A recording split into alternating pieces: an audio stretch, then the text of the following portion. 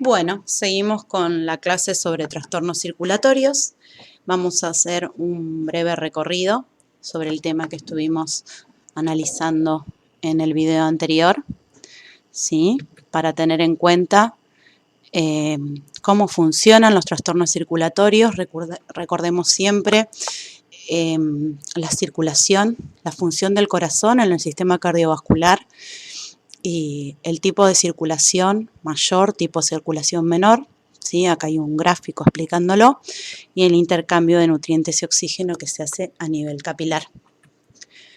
Dijimos entonces que la hiperemia es un aumento en la cantidad de sangre dentro de los vasos, que esos vasos pueden ser arteriales o pueden ser venosos, ¿sí? Acá, cuando hablamos de clasificación, les voy a recomendar siempre que cuando usamos una clasificación, antepongamos antes, siempre,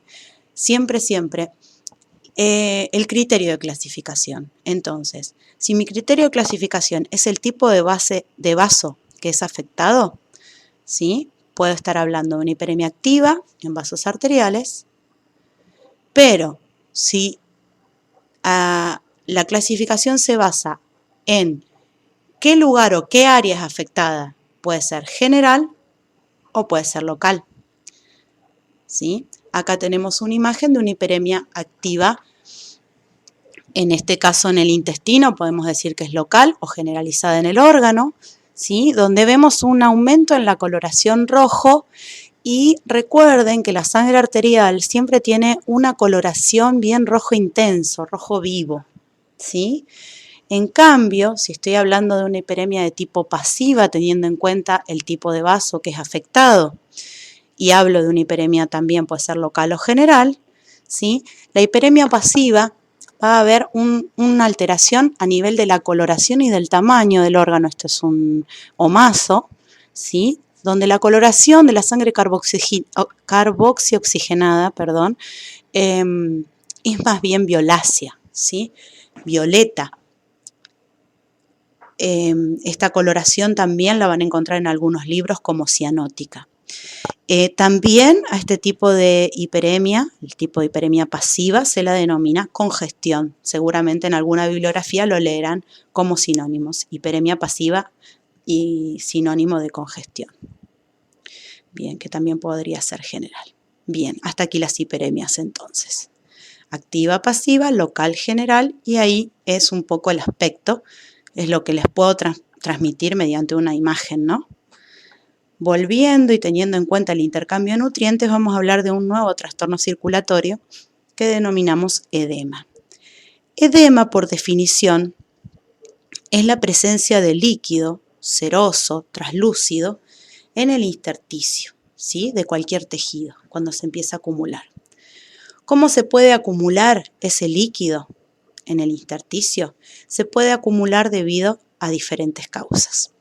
Una de las que vamos a nombrar, ¿sí? Teniendo en cuenta la fisiopatología del edema, es la presión que ejerce el líquido adentro de los vasos sanguíneos. Cuando estuvimos hablando de una hiperemia, sobre todo de la hiperemia pasiva, yo les decía que la sangre se empieza a acumular porque hay una obstrucción, se empieza a acumular en las venas, ¿sí? Y que esa acumulación en las venas hacía que ejerciera presión contra la pared de esas venas, que es bastante elástica, y esa presión ejercida por líquido se denomina presión hidrostática, ¿sí? Y después hay otro tipo de presión que ocurre dentro de los vasos, que es la presión coloidosmótica o presión oncótica, le podemos llamar, que es la que ejercen las proteínas. ¿Cómo se realiza el intercambio de nutrientes? Ustedes lo han estudiado en fisiología y lo hemos repasado en una de estas guías de actividades que hicimos, en la guía número 2. El intercambio de nutrientes se ejerce porque cuando hay un aumento de la presión hidrostática mínimo debido a la presión que ejerce durante la sístole, esa onda expansiva que genera también el pulso, ¿sí? Se aumenta la presión hidrostática. Por el aumento de la presión hidrostática sale una determinada cantidad de líquido, se produce el intercambio de nutrientes, y para que ese líquido vuelva al vaso sanguíneo, ¿sí? A la vénula, necesita ser atraído por la presión oncótica, ¿sí? Por la presión que ejercen las proteínas. Por lo tanto, si tengo que pensar en cuáles son las causas que pueden llegar a producir un edema patológico, ¿sí? Puede ser cualquier alteración de la presión hidrostática,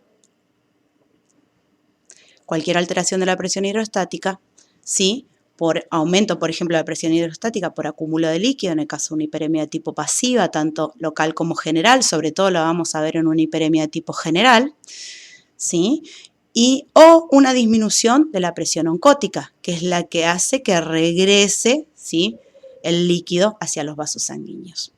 Otra de las causas podría ser una obstrucción a nivel de capilares linfáticos, ya que la linfa se encarga de recoger todo ese líquido que queda en el intersticio en exceso.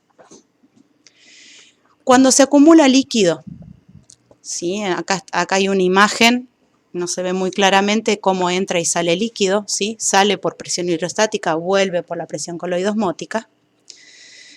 Cuando hay presencia de líquido y lo vemos de manera patológica como una alteración, lo podemos ver acumulado, por ejemplo, en el peritoneo, ¿sí?, en la cavidad peritoneal, y se llama hidroperitoneo, más conocido como ascitis, mejor nombrado como ascites.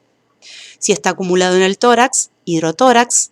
Si está acumulado en el pericardio, hidropericardio. ¿Se acuerdan que en el video anterior estuvimos hablando del hidropericardio?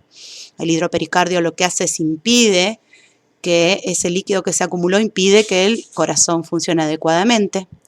Hidrocele cuando el líquido se acumula en el escroto. Anasarca cuando es de manera generalizada y en todo el tejido subcutáneo. E hidrocéfalo cuando está en la cavidad craneana. Estas palabras, hidroperitoneo, hidrotórax, hidropericardio, hidrocele, anasarca, hidrocéfalo, son diagnósticos anatomopatológicos. ¿Qué quiere decir esto? Que yo digo una palabra, ¿sí?, hidroperitoneo, y yo ya sé que existe líquido translúcido en cavidad peritoneal, y también puedo pensar cuáles fueron las causas o los significados de esta presencia del líquido en la cavidad peritoneal. Este acúmulo de líquido en la cavidad peritoneal generalmente se asocia con insuficiencias cardíacas, ¿sí?, con un mal funcionamiento del corazón, y hace que se acumule líquido en los grandes vasos como las venas porta y se produzca una elevada salida de líquido que no alcanza a ser reabsorbido por la presión coloidosmótica u oncótica de la sangre y empieza a acumularse en la cavidad peritoneal. En un órgano, ¿cómo se observa el edema? Lo habrán visto en semiología, que a la compresión existe el síndrome de Godet positivo o el Godet positivo, que quiere decir que yo ejerzo presión sobre el órgano y queda marcada la forma de mi dedo. Puede ser en algunos órganos el aumento del tamaño del órgano y del peso. En los órganos, ¿cómo me doy cuenta del aumento de tamaño? Por un redondeamiento de los bordes, ¿sí? Esta imagen refiere a una paciente, una perrita, que tiene ascitis o hidroperitoneo, donde tiene un acúmulo de líquido en su cavidad abdominal, asociada directamente, como dijimos antes, a problemas cardíacos. Y acá tenemos otra nueva imagen de anasarca, ¿sí? Se da generalmente en cachorros no natos o neonatos, en algunas razas en particular, donde se ve un acúmulo de líquido en el subcutáneo, ¿sí?, y eso se denomina anasarca. Bien, hasta aquí sobre la clasificación y la fisiopatología del edema. Vamos a seguir en otro video con de los trastornos circulatorios, con las hemorragias.